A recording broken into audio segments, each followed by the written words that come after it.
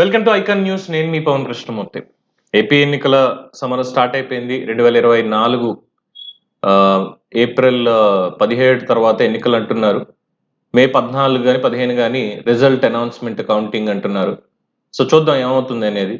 So ఒకసారి ఈ 5 ఏళ్ల జగన్మోహన్ రెడ్డి గారి పరిపాలనా కాలాన్ని పునరావలోకనం చేసుకుంటే ప్రతిపక్షాలు అన్నట్లుగా లేదు, విశ్లేషకులు కూడా చాలా మంది అనేటట్టు వైఎస్ఆర్సీపీలో ఉన్నటువంటి అనేక మంది అభిమానులు కూడా అంటున్నట్టు ఇన్నాళ్ళు అన్నా అన్నా అని మోసాము, మమ్మల్ని తొక్కేయడానికే వచ్చాడేమో అనేటువంటి అభిప్రాయాన్ని వాళ్ళు వ్యక్తం చేస్తూ ఆయనకి ఇచ్చినటువంటి బిరుదులు అంటే మొన్న ఎప్పుడో అశోక్ గజపతి రాజు గారు అప్పట్లో పాదయాత్ర చేసిన తర్వాత నారా లోకేష్ ఇవ్వగలం అయిన తర్వాత విజయనగరంలో జరిగినటువంటి శంఖారావం సభకు సంబంధించి మాట్లాడుతూ ఉన్నప్పుడు అన్నారనమాట, బిరుదులు ఎవరికి ఊరికే రావు, వాళ్ళు చేసేటువంటి పనులకే వస్తాయి అని చెప్పి సర్దార్ గౌతు లచ్చన్న గారి గురించి, పండిట్ జవహర్ లాల్ నెహ్రూ గారి గురించి చెప్తూ మన ముఖ్యమంత్రికి కూడా బిరుదులు అలాగే వచ్చాయి, ఆయన తెచ్చుకున్నారు అలాగే చేసుకొని అని చెప్పి అన్నారు. ఇంతకీ ఏంటాయి అంటే తుగ్లక్. ఇది జగన్మోహన్ రెడ్డి గారికి ప్రజలు ప్రతిపక్షాలు ఇచ్చినటువంటి బిరుదు.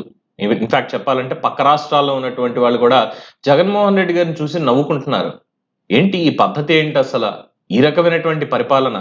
భారతదేశంలో ఏ రాష్ట్ర ముఖ్యమంత్రి కంపేర్ చేసినా సరే, ఇంతమంది చేశారు చాలా మంది, వీళ్ళందరితో కంపేర్ చేసినా సరే కేవలం జగన్మోహన్ రెడ్డి అనేటువంటి ఒక వ్యక్తి ఒకవైపు, మిగతా వాళ్ళందరూ ఒకవైపు ఉంటారు అనడంలో ఎటువంటి అతిశయోక్తి లేదు. పైగా 2019 ఎన్నికల ప్రచారానికి సంబంధించినప్పుడు ఏం మాట్లాడేవాడండి? విలువలు, విశ్వసనీయత. ఆ విశ్వసనీయత కాస్త విషవసనీయత అయిపోయింది అంటున్నారు అనేక మంది విశ్లేషకులు కూడా. కరెక్టే. ఎందుకు ఇలా చెప్పుకోవాల్సి వస్తుంది ఏంటి అని చూసినప్పుడు జగన్మోహన్ రెడ్డి గారు ఇచ్చినటువంటి హామీలు, అమ్మఒడి, రైతు భరోసా, పింఛన్లు, కాపు సామాజిక వర్గానికి సంబంధించి సమాన పనికి సమాన వేతనం, సిపిఎస్ రద్దు, ఏటా ఉద్యోగ క్యాలెండరు, గృహ నిర్మాణం, వాహన మిత్ర, ధరల తగ్గింపు, జల ప్రాజెక్టులు, పార్లమెంట్ నియోజకవర్గంలో ఇచ్చినటువంటి హామీలు, సుపరిపాలన, బాబు కన్నా పాలన మిన్న, రాజకీయాల్లో మార్పు, ఢిల్లీ మెడల వంపు, చెప్పాడంటే చేస్తాడంతే అనేది ట్యాగ్ లైన్ కదా. నేను ఉన్నాను, నేను విన్నాను అని చెప్పినటువంటి జగన్మోహన్ రెడ్డి నేను చెప్పానంటే చేస్తానంతే అని ఆయన చెప్పుకుంటే, ఇక వైఎస్ఆర్సీపీ నాయకులు కేడర్ అందరూ కలిసి ఇప్పటిదాకా మోసుకొచ్చింది ఏంటయ్యా, ప్రజల నెత్తి మీద రుద్దింది ఏంటయ్యా అన్నప్పుడు ఎస్, చెప్పాడంటే చేస్తాడంతే. సో ఇప్పుడు మనం డిస్కస్ చేసినటువంటి ఈ మెయిన్ హైలైట్స్ లో ఎవరెవరికి ఇచ్చారు, ఏమి ఇచ్చారు అనేది, ఆ విశ్వసనీయత ఏంటి అనేది మనం ఒకసారి లెక్క చూసినట్లయితే, అమ్మఒడి కార్యక్రమం నవరత్నాల్లో భాగంగా ప్రతి ఇంట్లో చదువుకునే పిల్లలను వాళ్ళకి ఒక్కొక్క విద్యార్థికి 15,000 రూపాయలు ఇస్తాము అన్నారు. దీనికి ముఖ్యమంత్రి గారి సతీమణి, ప్రస్తుతం ముఖ్యమంత్రి గారి సతీమణి, నాటి ప్రతిపక్ష నేత వైఎస్ఆర్సీపీ అధ్యక్షుడైనటువంటి జగన్మోహన్ రెడ్డి గారి సతీమణి భారతీ రెడ్డి గారు ఏమన్నారు? ఒక్కళ్ళకి కాదు, ఇంట్లో ఎంతమంది పిల్లలుంటే అంతమందికి 15,000 చొప్పున ఇస్తాము అని చెప్పి ఆవిడ కూడా ప్రచారం చేసింది అమ్మఒడి అనేది. కానీ అమల్లోకి వచ్చేసరికి ఎంతమందికి ఇస్తున్నారండి? ఒక్కళ్ళకి. సో లబ్ధిదారులు ఎంతమంది ఉన్నారండి? 80 లక్షల మందికి ఇవ్వాల్సి వస్తే కేవలం 45 లక్షల మందికి ఇస్తున్నారు. వీళ్ళు ఐడెంటిఫై చేశారు, 80 లక్షల మందిని ఐడెంటిఫై చేసి ఆహా ఓహో ఇంకేముంది, ఇదిగో అమ్మఒడి అనే పథకాన్ని 85 లక్షల మంది మేము ఇచ్చేస్తున్నాము అని చెప్పి జగన్మోహన్ రెడ్డి గారు ఎక్కడ పడితే అక్కడ చెప్పుకొచ్చారు. కానీ వాస్తవంగా ఇచ్చే 15,000 రూపాయలు ఎంతమందికి ఇస్తున్నారయ్యా అంటే కేవలం 45,000 మందికి, 45 లక్షల మందికి ఇస్తున్నారు. ఆ 45 లక్షల మంది నుంచి కూడా అందులో 2,000 రూపాయలు కట్. ఎందుకు 2,000 రూపాయలు కట్? మీకు యూనిఫామ్స్ ఇవన్నీ ఇస్తున్నాము, అలాగే మీ వంతు బాధ్యతగా స్కూళ్ళకి సంబంధించి మెయింటెనెన్స్ అవన్నీ చూడడానికి, అదే పాయఖానాలు అవన్నీ క్లీన్ చేయించడానికి వాటికి మీరే ఇవ్వాలి అని చెప్పి ఇస్తున్నారు. సో అందులో విశ్వసనీయత ఎంత?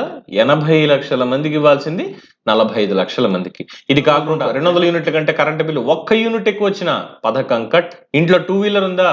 కట్. ఇష్టం వచ్చినట్టు రూల్స్ అండ్ రెగ్యులేషన్స్ వాళ్ళకి నచ్చినట్టు పెట్టుకొని అసలు మేము ఎందుకు ఇవ్వాలి, మేము ఎన్నికల్లో ఏదో ఇస్తామని చెప్పాం, ఎందుకు ఇవ్వాలి అని అమ్మఒడిని కాస్త అనాథ ఒడిని చేశారు. రైతు భరోసా ఎంత తక్కువ చెప్పుకుంటే అంత బాగుంటుంది బ్రదర్స్. వాస్తవం, దిస్ ఇస్ వాస్తవం అధ్యక్ష. రైతు భరోసా గురించి జగన్మోహన్ రెడ్డి గారు చెప్పినటువంటిది, ఇచ్చిన ఎలివేషన్లు, వీటన్నిటిని చూస్తే ఏమో నాకు కూడా అనిపించింది స్టార్టింగ్ లో, జగన్మోహన్ రెడ్డి రైతుల నాడి చాలా గట్టిగా పట్టుకున్నాడు, రైతుల్ని పట్టుకున్నాడంటే కనీసంలో కనీసం 2-3 టర్మ్స్ ముఖ్యమంత్రి కూర్చుండిపోతాడు, డౌటే లేదు అనుకున్నా. 2-3 టర్మ్స్ కాదు కదా, జీవితంలో ఇంకోసారి ఎమ్మెల్యేగా అయినా గెలుస్తాడా అనేటువంటి స్థాయికి ఆయన ఇచ్చినటువంటి హామీలు మోసపోయిన రైతులు రెడీగా ఉన్నారు. ఏం చెప్పాడు ఆయన? ఒక్కొక్క రైతుకి 12,500 రూపాయలు ఇస్తాము అని. ఒక్కొక్క రైతుకి 12,500. ఇది కేంద్ర ప్రభుత్వం ఇచ్చేటువంటి 6,000 రూపాయలు కూడా కాకుండా కేంద్రం 6,000 ఇస్తుంది. 3 దఫాలుగా 2,000, 2,000, 2,000 చొప్పున రైతులకు రిలీజ్ చేస్తోంది. అయితే రైతులకి మేము 12,500 ఇస్తాం అంటే రెండు కలిపి ఎంత అండి? 12,500 రాష్ట్రం ఇచ్చేది, 6,000 రూపాయలు కేంద్రం ఇచ్చేది కలిపి 18,500 రూపాయలు రైతు భరోసా. అమ్మో, రైతులకి 18,500 కేవలం భరోసా అన్నటువంటి పేరు మీద ఇస్తున్నాడు. ఇంకా మిగతావన్నీ పక్కన పెట్టేద్దాం అంటే ఇది డ్రిప్ ఇరిగేషన్ కి సంబంధించి కావచ్చు, వ్యవసాయానికి సంబంధించి ఉన్న డిస్కౌంట్ల మీద ఇప్పించే పరికరాలు కావచ్చు, బోర్లు కావచ్చు, కరెంట్ కావచ్చు, ఇవన్నీ కూడా ఇవి కాకుండా 18,500 జగన్మోహన్ రెడ్డి ఇస్తున్నాడంటే అంటే వీళ్ళు ప్రచారం చేశారు కదా, వ్యవసాయం దండగా అన్నాడు చంద్రబాబు నాయుడు అని. చాలా గట్టిగా చేశారు కదా. అమ్మో నిజమేనేమో, చంద్రబాబు నాయుడు నిజంగానే రైతులను మోసం చేశాడేమో, దండగా అన్నాడేమో వ్యవసాయం అని చెప్పి రైతులు కూడా నమ్మి ఓటేసిన పాపానికి ఇచ్చేది ఎంత అంటే 7,500 రూపాయలు ఇస్తున్నాడు. అంటే 5,000 కట్. కేంద్రం ఇచ్చేది 6,000. దీన్ని మేము ఇస్తున్నాం 12,500 కాదు 13,500 ఇస్తున్నాం, మేమే ఇస్తున్నాం అని చెప్పి డబ్బాలు కొట్టుకోవడం. పోనీ ఎంతమందికి రైతులు ఎంతమంది ఉన్నారు లబ్ధిదారులు? 55 లక్షలు. 55 లక్షల మందికి 12,500 ఇస్తా అని చెప్పి కేవలం 7,500 రూపాయలు జగన్మోహన్ రెడ్డి గారు ఇస్తూ వస్తున్నారు.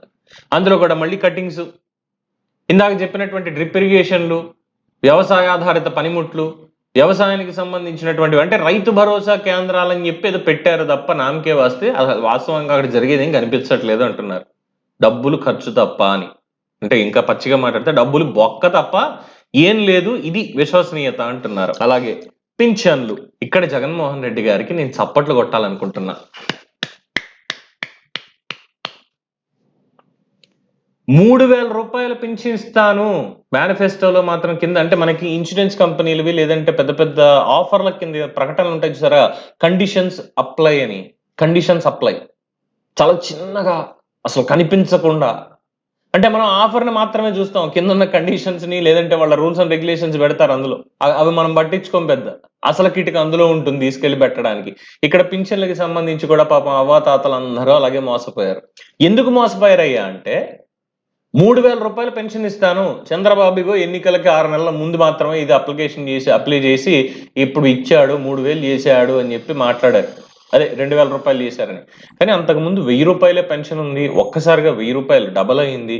అండ్ ఇంకా మాట్లాడితే ఎన్టీ రామారావు గారు 80 రూపాయల పెన్షన్ తీసుకొస్తే దాన్ని 200 రూపాయలకి రాజశేఖర రెడ్డి గారు ఎప్పుడో తీసుకెళ్తే దాన్ని 1,000 రూపాయలు చేసినటువంటి ఘనత చంద్రబాబు నాయుడు గారిది.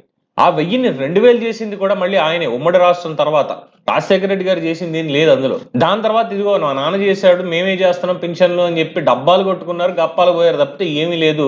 కానీ చంద్రబాబు నాయుడు గారు ఎప్పుడైతే 2,000 రూపాయల పెన్షన్ అని చెప్పి అమలు చేయడం మొదలు పెట్టారో, అది ఎన్నికలకి ముందైనా కావచ్చు ఇంకోటి కావచ్చు, ఎందుకంటే బడ్జెట్లు చూడాలి కదా. ఇక్కడ మరి జగన్మోహన్ రెడ్డికి అప్లికబుల్ కాదా పవన్ అని మీరు అడగచ్చు. ఎస్, అక్కడికే వస్తున్నా. జగన్మోహన్ రెడ్డి గారికి కూడా ఒక రకంగా ఇది అప్లికబుల్ అవుతుంది. ఆయనకు కూడా బడ్జెట్లు ఖచ్చితంగా చూసుకోవాలి. కానీ మాట ఇచ్చే ముందు మన దగ్గర బడ్జెట్ ఎంత ఉంది, మనం దేనికి చేస్తున్నాం అని ప్రచారం చేసేటప్పుడైనా సరే సరిగ్గా చేయాలి. కానీ చేసేటప్పుడు మాత్రం ఇంకేముంది 3,000 రూపాయలు మేము ఇచ్చేస్తున్నాం ఇంకేముంది నేనే చేస్తున్నాను అన్న మనిషి పెంచుకుంటూ పోతాం. అంటే తప్పుడు హామీ అమలు చేయడంలో కొద్దిగా చేశారు, వాస్తవాలు చెప్పుకోవాలి, కొద్దిగా చేశారు, పూర్తిగా చేయలా, కొద్దిగా చేశారు. 250 చొప్పున 3,000కి పెరిగే వరకు కూడా పెంచకుండా పోతాం అన్నారు. 4వ విడత ఎప్పుడు పెంచారండి?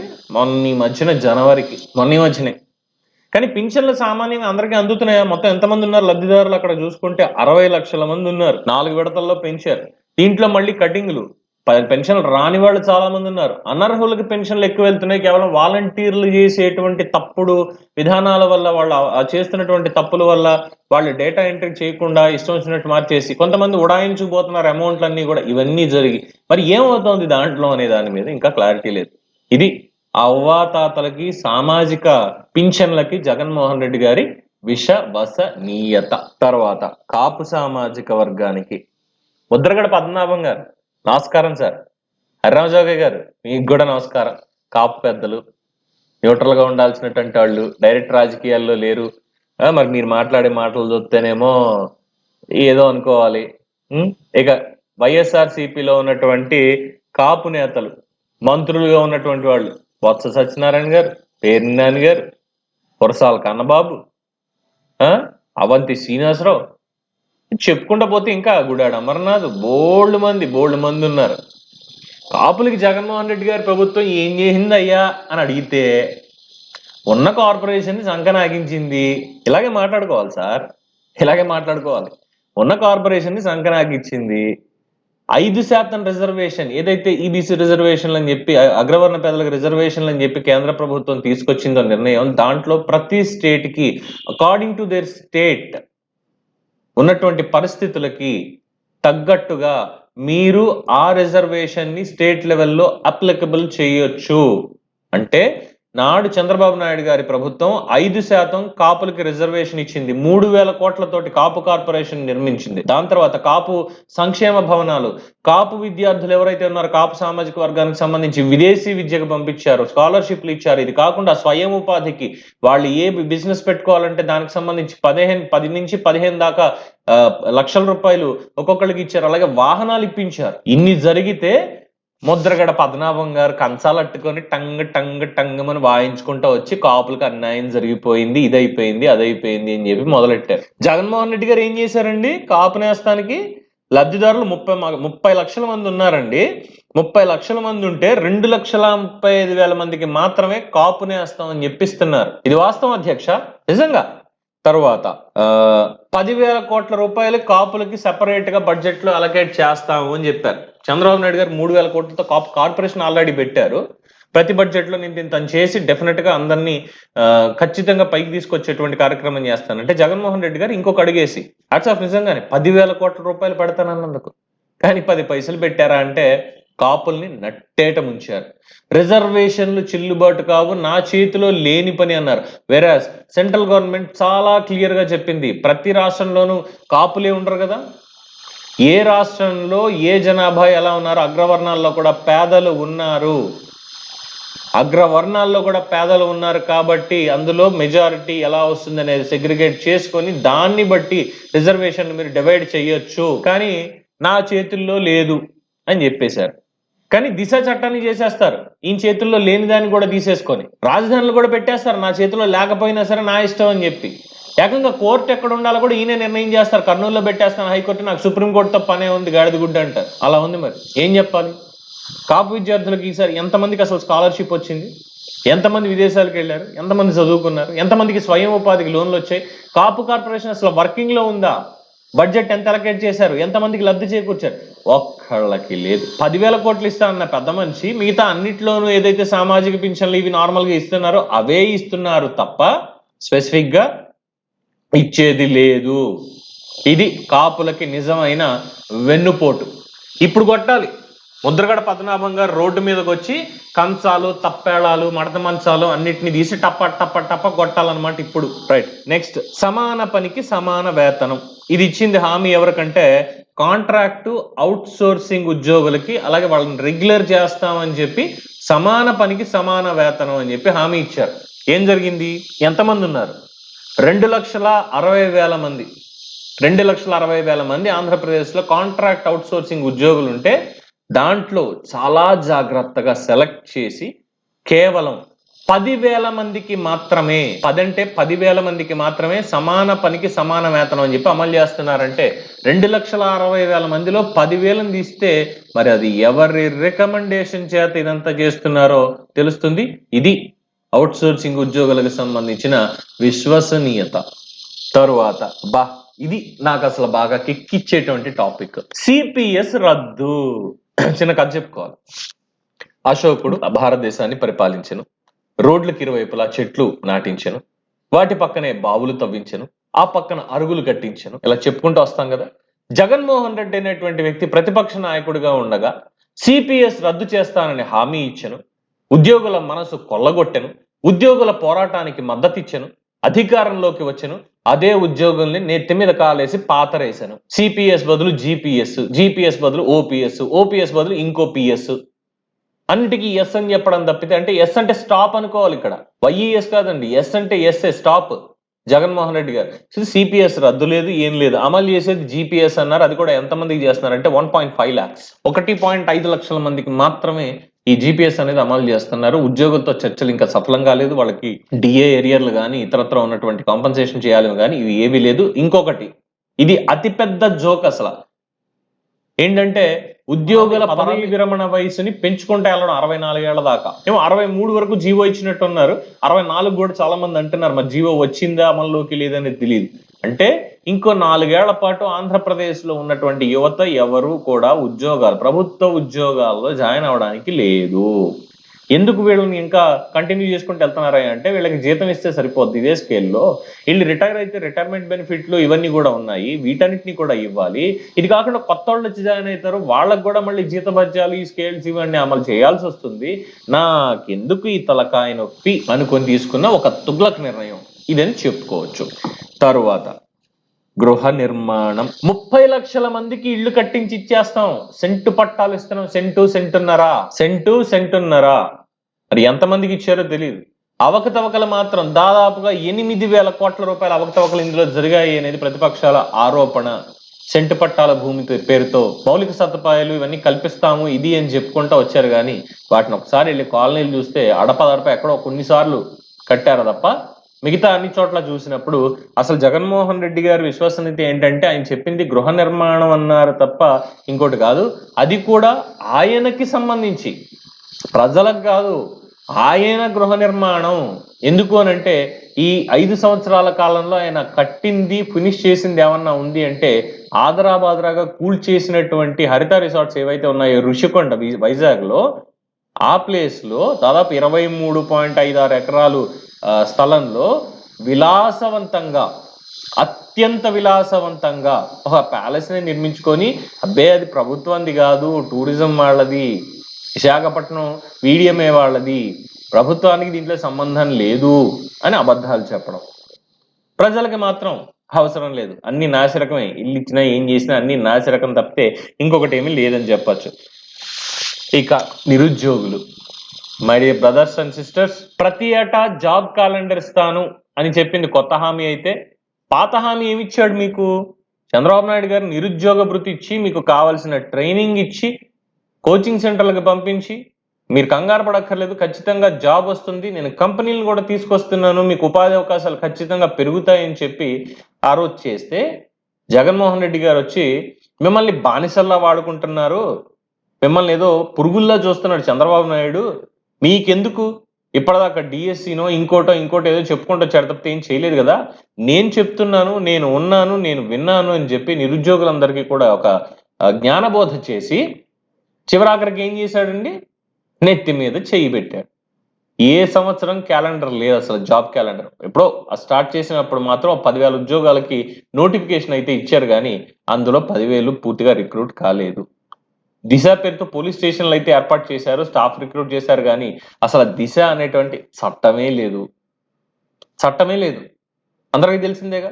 సో ఇలా చెప్పుకుంటూ పోతే బోల్డ్ ఉన్నాయి. తర్వాత ఇక్కడ ఏం చేశారు, ఇప్పటివరకు ఎంతమందికి 1.5 లక్షల మందికి ఒకే ఒక్క క్యాలెండర్ ద్వారా లబ్ధిదారులు అంటున్నారు, కానీ ఎందుకో 1,00,000 మందికి లబ్ధిదారులు ఉన్నారా?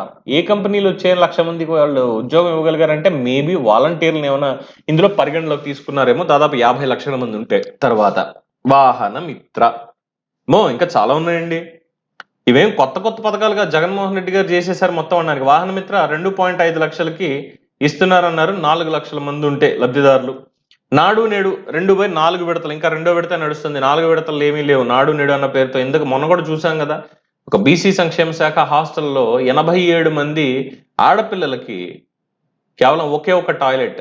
వేరాజ్ జగన్మోహన్ రెడ్డి తాడేపల్లి ప్యాలెస్ కావచ్చు, లేదంటే ఋషికొండ కొత్తగా కట్టినటువంటి ఆ ప్యాలెస్ కావచ్చు, 87 బాత్రూమ్లు ఉన్నాయి.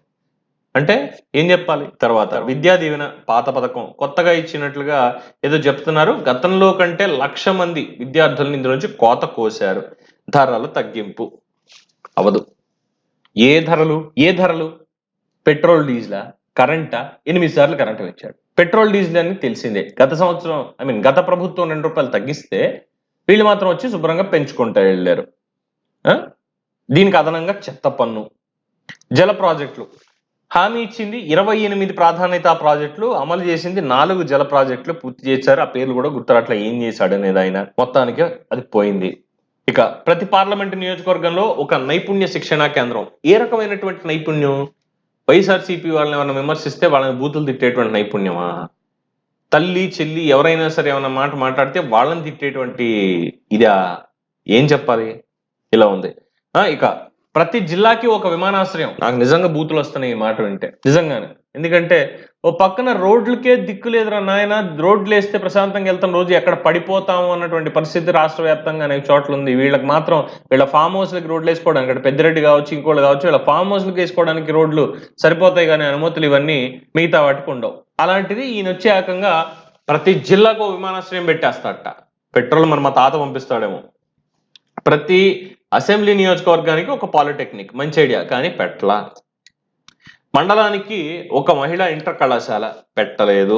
ఏం చెప్తాం వీటన్నిటికంట? ఇక సుపరిపాలన, చంద్రబాబు నాయుడు గారి కంటే మిన్నగా నేను పరిపాలిస్తాను, ఒక ఛాన్స్ ఇవ్వండి అని చెప్పి తీసుకొని, చంద్రబాబు నాయుడు కంటే మిన్నగా అంటే మేబీ ఆయన హయాంలో ఒకటో రెండు చిన్న చిన్న తప్పులు జరిగి ఉండొచ్చు. జరిగిన దాని మీద చాలా తీవ్రంగా విమర్శించిన వాడిని నేను కూడా. అట్ ద సేమ్ టైం 99% ఆయన యాక్యురేట్ గా ఆయన పనిచేస్తాడు తప్ప స్క్రోలింగ్ లో వెళ్ళిపోయేలాగా ఇలా పనిచేయడు. సో జగన్మోహన్ రెడ్డి గారి గురించి చెప్పుకోవాలి అన్నటువంటి చూస్తే సుపరిపాలన అంటే కరెక్టే. సుపరిపాలన ప్రజలకు సంబంధించింది. రౌడీ పరిపాలన, అరాచక పరిపాలన జగన్మోహన్ రెడ్డికి అన్వయించవచ్చు. అది ఒకటి. ఇక ప్రత్యేక హోదా, పోలవరం, మనకి రావాల్సిన నిధులు, వీటన్నిటికీ ఏం చేస్తారయ్యా అంటే మెడలు వంచుతా కేంద్రంవి. వెరస్ రియాలిటీ మనం వెళ్ళి మెడలు వంచి వచ్చాం. ఇలా చెప్పుకుంటూ పోతే చాంతాడంత ఉందండి తుగ్లక్ లిస్ట్. ఇంకా చాలా, మొత్తం 730 హామీలు అసలు ఎంత మందికి ఏం చేశారో కూడా తెలియట్లేదు. ఏ కార్పొరేషన్ వర్కింగ్ లో లేదు, ఏ ఒక్కరికి స్వయం ఉపాధి అనేది ఇంకా దొరకట్లేదు. ఏం చెప్పాలి ఇంకా? సో ఇది జగన్మోహన్ రెడ్డి గారి పరిపాలన ఎలా ఉంది అనే దాని మీద ఒక చిన్న ప్రెజెంటేషన్. సో దీని మీద మీ అభిప్రాయాలు కామెంట్స్ రూపంలో తెలియజేయండి. చూస్తూనే ఉండండి ఐకాన్ న్యూస్. నేను మీ పవన్ కృష్ణమూర్తి.